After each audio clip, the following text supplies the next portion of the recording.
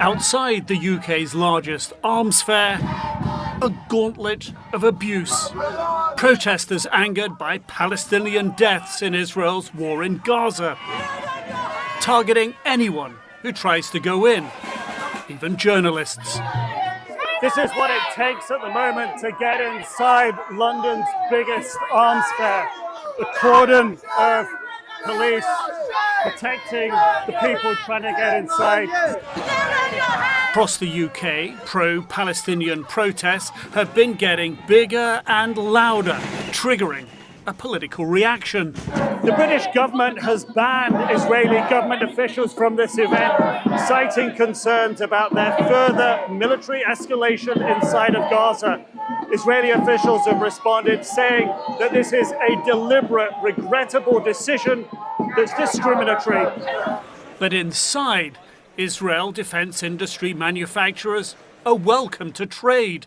Many have come. One of the biggest, Elbit, is facing additional political heat. We also look at the F-35 programme. They have a huge hand in that as well. And of course, the F-35 fighter programme has wreaked devastation and death right across Gaza.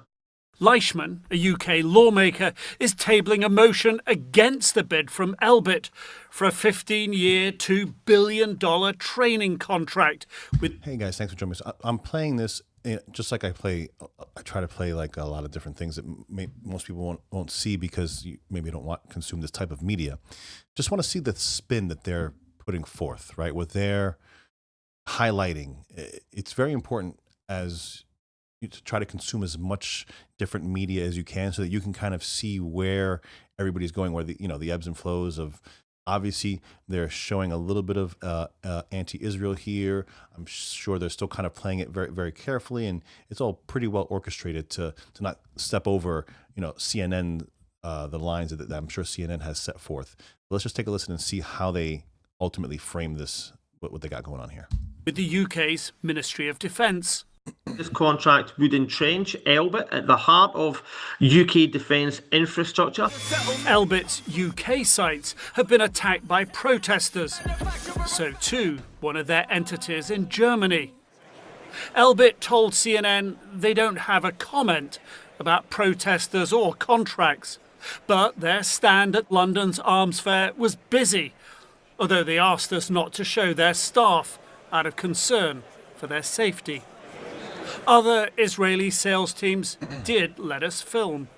This is where the Israeli government pavilion would have been. Now, none of these Israeli defense contractors here wants to speak to us on camera, but privately they tell us business is booming. Part of the reason they say customers like the way that the Israelis have protected their people and want to buy in to some of that battle-tested hardware. Israel doesn't publish all of its arms sales figures. Isn't it kind of still amazing that we still give them money? I don't understand that. I'm not really into the weeds of geopolitics and stuff like that, but they're looking at record sales, and granted, these are private companies. I understand the difference. I get it, but it just doesn't seem like they need the cash. So. You got to just kind of think about what's behind it. Like what's the real reason of us funding them, and because they're not funding them, us giving them money, to the tunes of, it's a few $1 billion. There's nothing, I guess it's not breaking the bank, but the question is why. But publicly available data shows record high sales. For this industry, this is on the one hand, the ultimate sales pitch.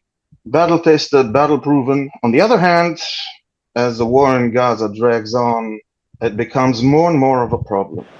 Missile interceptors like the Arrow system, used this summer to defend against Iranian strikes, are very popular. So too, Israel's reactive armour on battle tanks and fighting vehicles, seen by our team in use inside Gaza, as well as cutting-edge F-35 fighter jet developments. And it's not just the weapons that keep ties strong with Israel. Defence and security interests are often deeply intertwined. The UK in particular shares intelligence and technical expertise. It would be difficult to completely disconnect the two, and indeed, whilst you have this significant political disagreement over what's happening at the moment, there'll be many in both security systems who would want to avoid too much impact to the direct relationship. Spain's tolerance was shattered earlier this month, finally annulling hundreds of millions of dollars worth of contracts it had promised to cut months ago, just moments after Israel's strike against Hamas in Qatar. Even so, Haaretz's Yaron says Israel is skilled at dodging embargoes. 99% of the time, they can sail through it somehow. It might cost them more, there may be more backlash, there may be more problems, but countries need their arms. Israel's arms industry and the money it needs to fund its own wars is safe for now, but change could be in the air.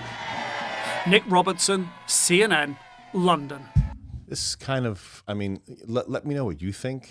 To me, this kind of felt just like a lip service kind of thing. It didn't really feel like they were, there was no hard-hitting thing. They were showing the protests and stuff like that, but that's what people are going to see anyway.